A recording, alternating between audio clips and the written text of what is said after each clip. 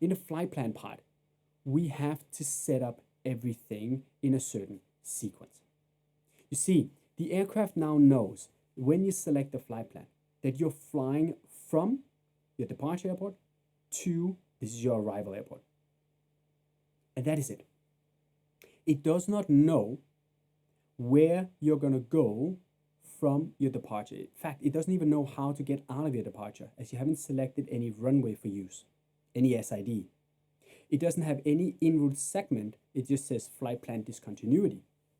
And you haven't told it which arriving runway you expect, if there's a star or anything else.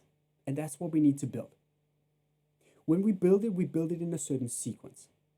So we will start by, as we did from the init A page, selecting the from and the to. We now have the 2 points, but we need to connect them. From, we will then select the runway for use, the SID, and the waypoints that includes the climb, the cruise, and the descent. We will then go to our arrival airport, our destination. We will then select what runway we choose or expect to use, the approach, and any star that might be applicable. Once we have selected that, we will connect the first point of that approach or that star with the last point on our en route segment. And that gives us a complete flight plan profile. If we have an alternate, we will do the same thing from our destination through again a departure out, and then an en route, and then an arrival, and a landing runway at our alternate, if that is. So this is how we set it up.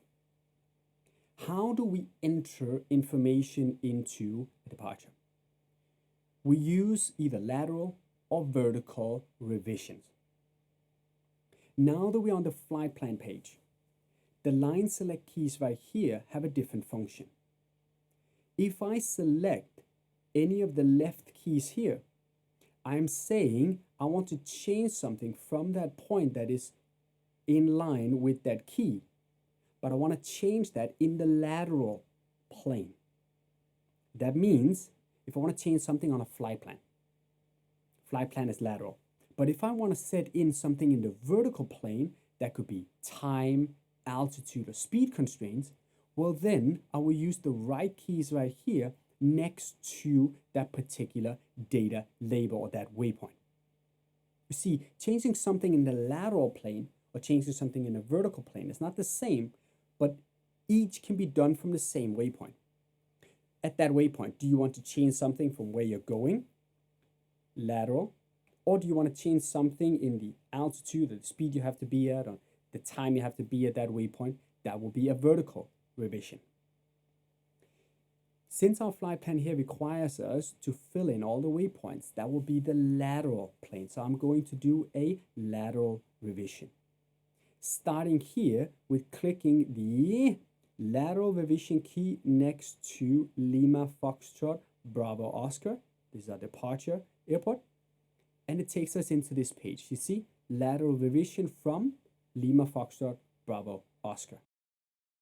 I have the option of choosing what do you want to do at this waypoint. I want to select a departure, so I click here. Once I select that, it gives you a list of the departure runways available for that airport. I will, from the options here, select the departing runway based on my ATIS. And for me today, that will be my runway 14 right. Once I've selected that, you can see up here that it put the runway 14 right up here and is now asking me, well, from that runway, we have available these SIDs. Which one would you like to fly out from? At large airports, you almost always fly out using an SID. It's part of the traffic flow management. But at smaller airports, less congested airspaces, you might just be required to fly runway heading or been given specific instructions, at which you will scroll down and you'll find that it says at the bottom here, none. If your SID is not on the list here, you can use the up key here, the arrow up, to scroll through and see the ones that are below. I today have been cleared via the F.I.S.T. Alpha, so I will select that.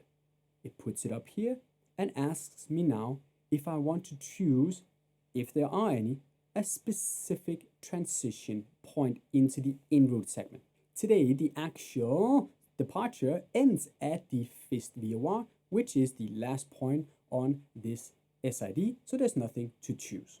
Once I'm happy with the departure here, I will click Temporary Flight Plan right here. When I click that, it brings me back to the flight plan page. But if you notice that the colors changed, and I'm now getting a prompt down here to insert temporary or erase temporary. Whenever you operate on whenever you're changing information on the flight plan page here, you are changing information on the active flight plan.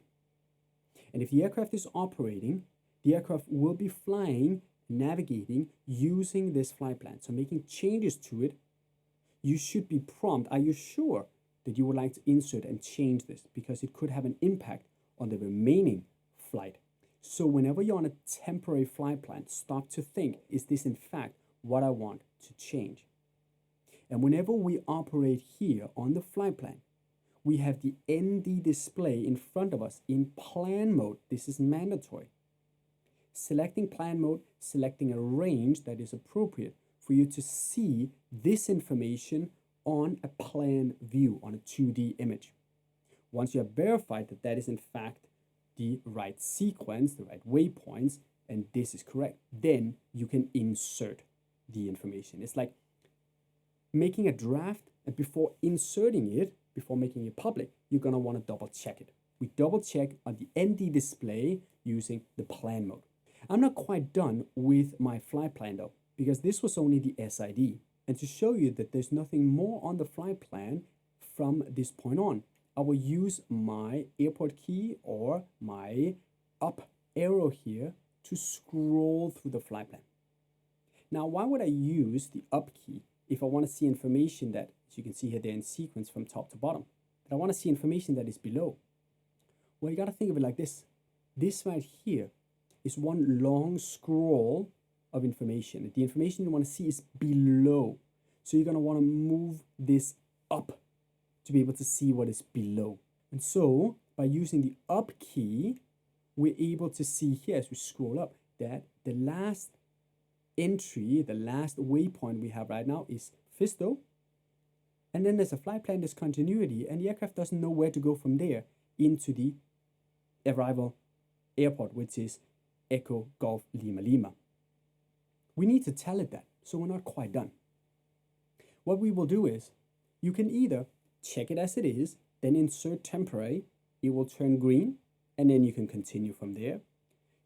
Some pilots choose to do that, making small sections of a temporary flight plan and putting it in, then making the next portion and putting it in. Others simply type everything up and then put it in all together. That's your choice. Nothing is written in stone as to how to do this.